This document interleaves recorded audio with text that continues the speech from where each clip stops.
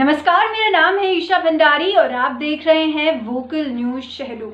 अनूपपुर के बिजरी नगर की एचसीएल खदानों में प्रशासन ठेकेदारों द्वारा कोयला खदान का काम करवा रहे हैं।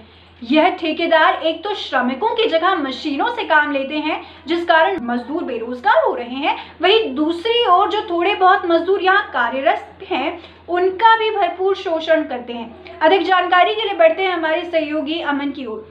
जी अमन, तो क्या कुछ हो रहा है? कैसे मजदूरों का शोषण ठेकेदार कर रहे हैं? जी बिल्कुल, देखिए प्रशासन ने जब से ये निजीकरण का जो काम है वो शुरू किया है, उसी का एक दुष्परिणाम है कि निजी ठेकेदारों द्वारा भी अब सरकारी उद्यमों में काम किया जा रहा है और इसी तरह ये कोयला खदानों में भी निजी ठेकेदारों द्वारा मशीनों से काम लिया जा रहा है। तो उसका सबसे पहला दुष्परिणाम तो ये है कि निजी ठेकेदार मशीनों से काम ले रहे हैं और जो यहाँ पर मजदूर काम कर रहे थे अभी तक, वे बेरोजगार हो रहे हैं।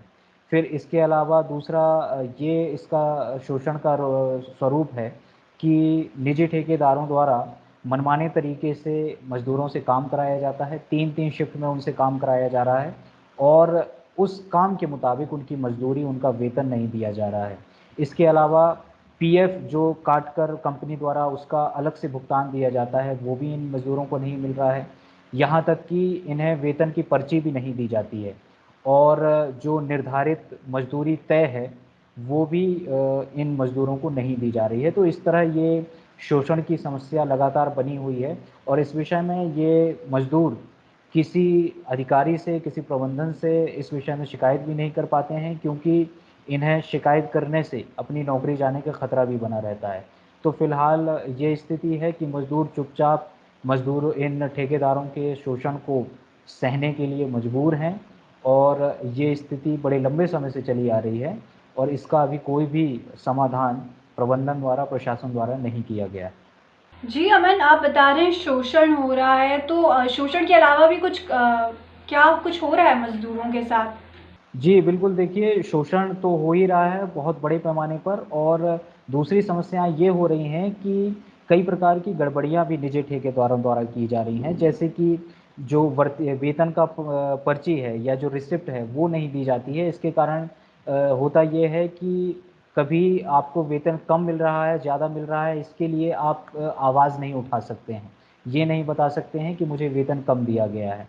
दूसरी बात यह है कि इन मज़दूरों की जो हाज़िरी है उसमें भी गड़बड़ी करके इनमें दिन कम कर दिए जाते हैं और ये बता दिया जाता है कि ये मज़दूर कम ड्यूटी पर आया है और उस हिसाब से फिर उसके वेतन काट लिए जाते हैं।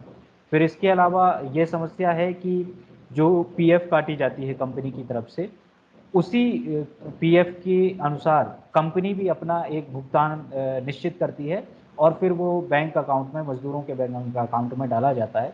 लेकिन फिलहाल ये बताया जा रहा है कि मजदूरों के वेतन से पीएफ तो काट लिया जाता है, लेकिन कंपनी की ओर से जो उतना भुगतान उन्हें किया जाना चाहिए वो नहीं किया जाता है और उसका पैसा भी ये ठेकेदार अपने पास रख लेते हैं।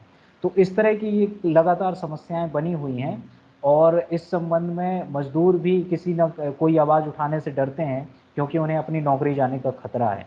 मजदूर संगठन के द्वारा भी जो शिकायतें की गई हैं उस पे प्रबंधन ने सिर्फ नाम के लिए कुछ कार्यवाहियां कर दी हैं। कुछ दिनों के लिए लाइसेंस बंद कर दिया या कुछ दिनों के लिए जुर्माना लगा के फिर वही प्रक्रियाएं चालू हो जाती हैं।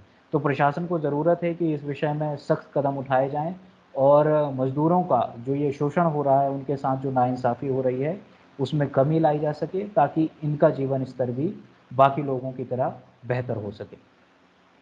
जी बिल्कुल अमन, आप सही कह रहे हैं कि कहीं ना कहीं प्रशासन भी यहाँ पे ढीली पड़ती हुई नज़र आ रही है, क्योंकि यदि कोई एक बड़ा स्टेप ले लिया जाए तो लोग, ये ठेकेदारों का जो ये चल रहा है शोषण मजदूरों पर, ही थोड़ा कम हो जाएगा।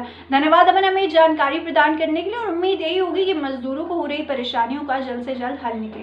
धन्यवाद। आज की वीडियो में बस इतना ही। यदि आप हमें यूट्यूब पर देख रहे हैं तो लाइक, शेयर और सब्सक्राइब जरूर करें, और यदि फेसबुक पर देख रहे हैं तो लाइक और फॉलो जरूर करें। धन्यवाद।